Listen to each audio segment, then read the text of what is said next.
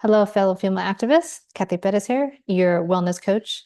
And we are here to talk about mobility versus flexibility. So if you're new here, hello, like and subscribe, please.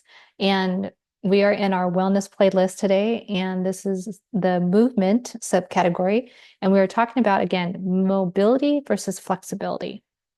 So if you're new here, you will get to experience our positive quotient repetitions for the first time. If you're OG or as they call it, original gangster, then you know that we are going to get into our bodies through our positive quotient repetitions, our PQ reps.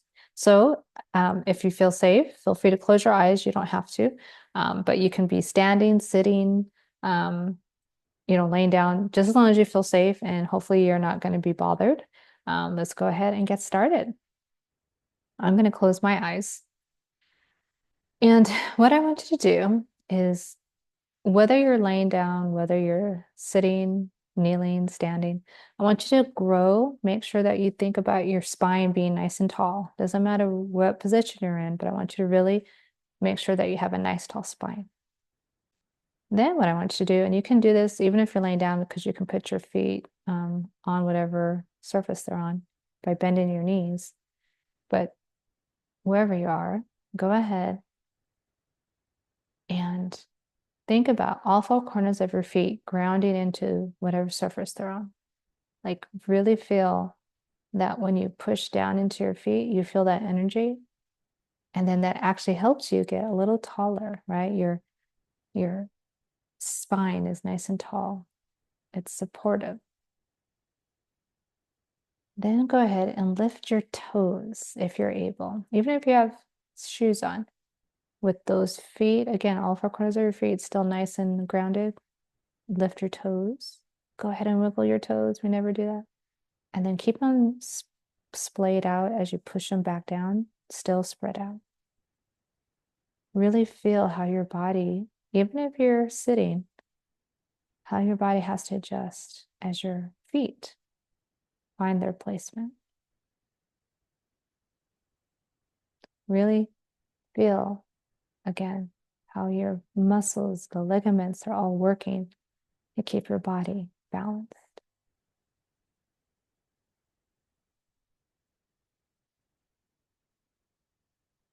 Now go ahead and place one of your hands on your tummy. Okay. And we're not going to change our breath right now, but we are going to allow our hand to sit there on our tummy and feel the sensation of breathing.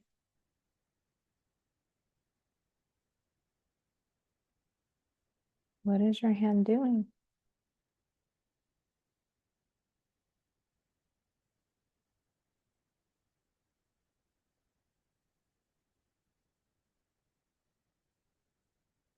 Go ahead and take your hand off. And this time we are going to change our breathing. Again, with that tall spine, we really want to feel that our spine is nice and elongated. What we want to do is take in some deep breaths, but I want you to think about your breath being a circle. Like, think about your whole torso inflating when you inhale. So go ahead, take a nice deep inhale through your nose. Feel everything fill up around your belly, on the back of you as well. And then when you exhale, do so with a sigh and really exhale everything out. Sigh it out. You should literally feel everything that was filled up come back down, even smaller than it was. Almost like that corset you can think of. A few more times. Inhale. Really think about filling up your lungs in a 360 way. Hold it. And then exhale with a sigh. This last one, when you exhale, really exhale to the point where you can literally feel everything kind of squishing back in, even tighter than it was originally. Here we go. Inhale. Really feel that one more. And then exhale until you can't anymore.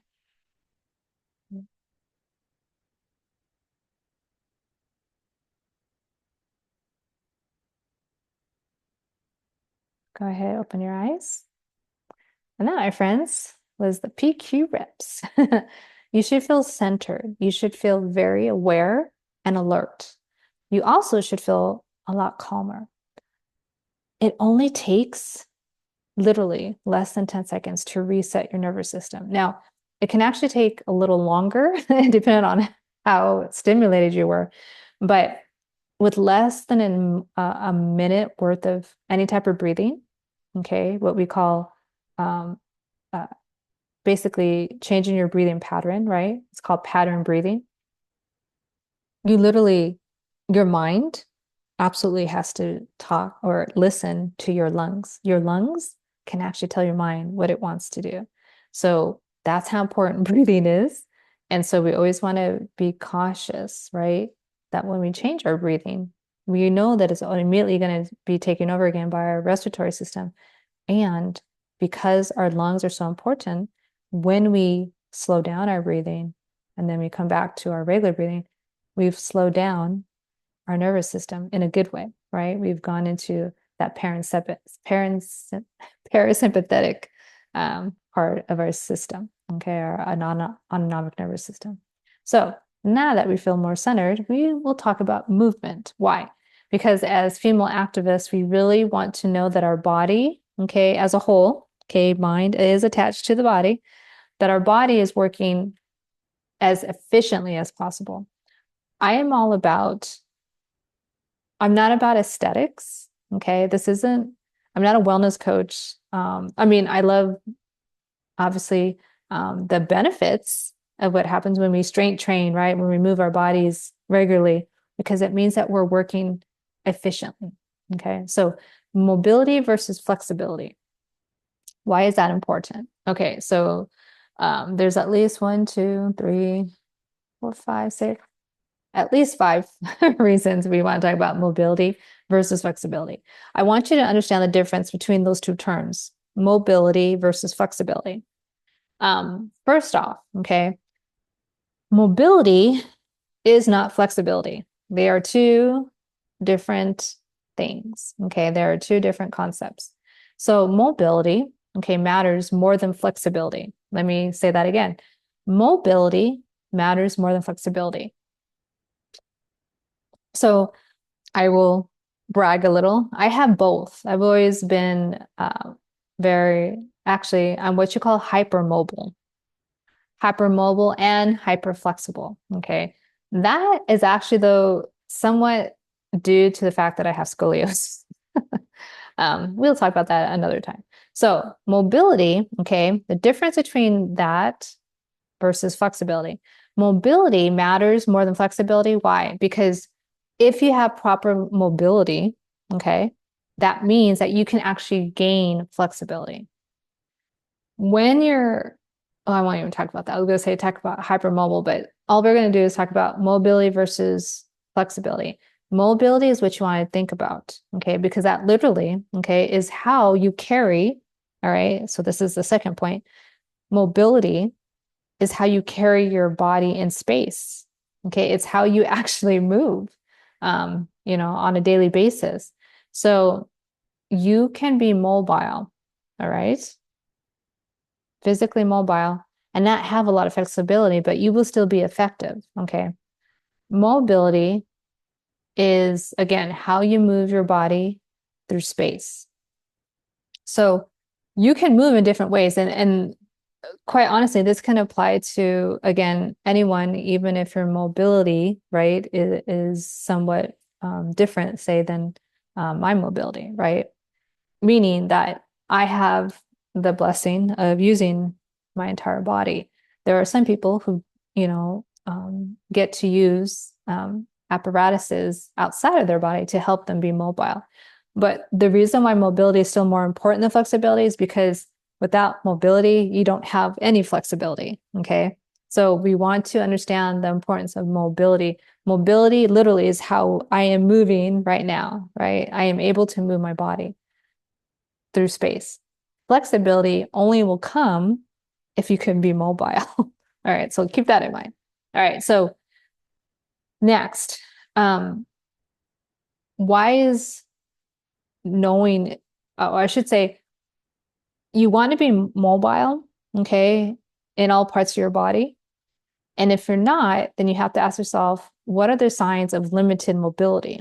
Okay, again, assuming, right, that, or I shouldn't assume, but there are those who use apparatuses, okay, other than their body to move, and that's fine.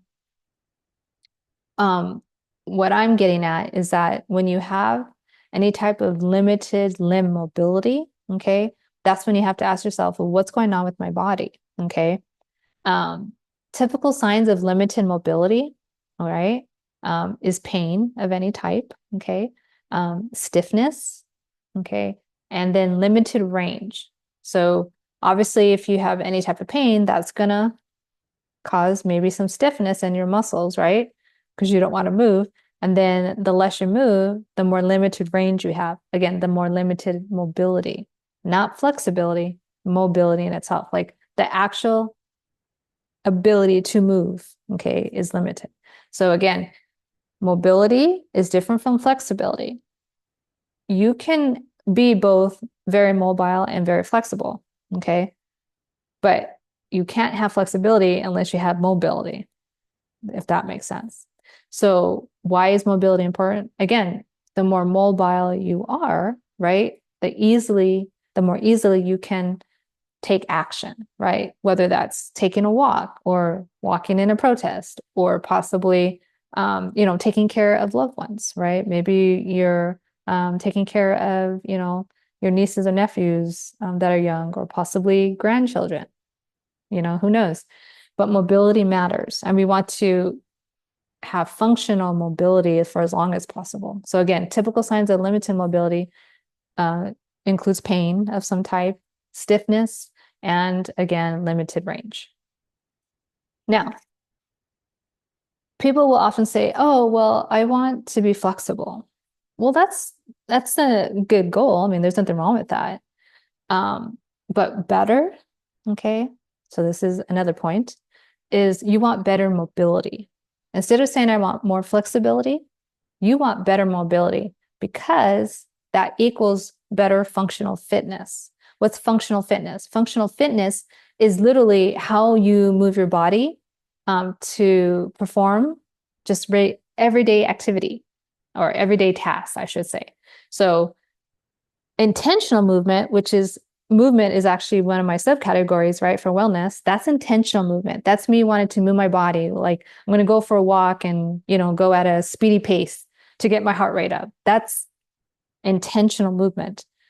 Functional fitness, on the other hand, is literally me going to the grocery store and being able to pick up the 60-pound, heavy, whatever it is, and put it into the cart.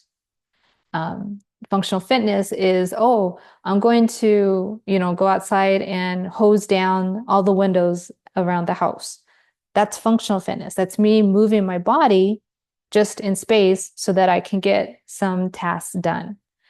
So again, why mobility is more important than flexibility? Because we have functional fitness tasks that we perform every day. Again, one of the big deals when it comes to seniors, right? Or I shouldn't say seniors because, anyway, when we get to our more mature age, one of the main factors as to why people require help, correct, of some type is because they're not as mobile. They can't perform, or at least not as efficiently as I used to, the different regular daily activities to just perform basic human need, right? Can you lower yourself onto, the toilet and then get back up? Can you prepare yourself a meal? Okay. Can you, keep your residence clean on your own? That is functional fitness. Mobility is how you perform the functional fitness. So now you can hopefully see the difference. Flexibility is awesome, right? We all strive to be as flexible as we can because that can help us refrain from injury. Okay, but so can proper mobility. And in fact, if you have really spot on mobility, okay, like I can teach you, then the aspect of injury goes down a lot. I should say the opportunity for injury goes down when you have more efficient mobility. Okay. Flexibility, okay, while awesome, it's not the main, the main gig. We can get more flexible. We can help our bodies, support our bodies, become more flexible, but only if we have really tight and functioning mobility. Okay, so that's why it's important. And like I just said, better mobility then can lead to increased flexibility. Why? When we're using the parts of our body that we can, right? When we are mobile and we are using our bodies efficiently, i.e., I can show you, okay, at some point in time, if you want to work with me, how to be ergonomically more aware of how you move your body. I can show you, or actually what I'll do at your action item when we're done here is to check out the video that will be attached here about the dual actions. So dual actions, okay, are all about how to keep your body safe and make it more mobile, okay, to keep your joints working correctly. That's what we want. So you can think of it basically as the better functional fitness we have, that means we have a lot of mobility. When we have more mobility is when we can work on our flexibility. Okay. And why is this important as a female activist? Simple. The more mobility we have, okay, the more useful we can be. Okay. And I'm not saying that anyone who uses, again, instruments of any kind to help them move cannot be effective. What I am saying is that whatever functional mobility you have, the more efficient you are with it, that's what's going to help you through life, right? That's going to help you through space move more efficiently. We want to think about, again, keeping our bodies free as much pain as possible. We want us to think about, again, removing stiffness from our joints however we can. That comes with actually everything that I teach, right, in these videos, because functional fitness is all about how we continue our wellness journey, right? So why is this important with mobility? Hydrating keeps your joints working properly. Okay, the muscles are all nice and fluid, or I should say they're being nourished by how much you hydrate. Believe it or not, they get repaired right when you're asleep. Then how you nourish them is how they're going to start building up when you use the mobility, i.e., when you start intentionally moving your body. And then the mental fitness part definitely brings it all together. So better mobility, okay, makes your life easier because you're going to have less pain. You're going to have definitely less stiffness, which will mean less injury. And then more than likely, you're going to have better range of motion altogether. Why? Because you then can focus on the flexibility. So overall, the point here is that too many people think that mobility and flexibility are one and the same, and they are not. And I would put in my own version of what's more important, that mobility is what counts. Flexibility, very cool, but you can increase your flexibility with better mobility. Okay.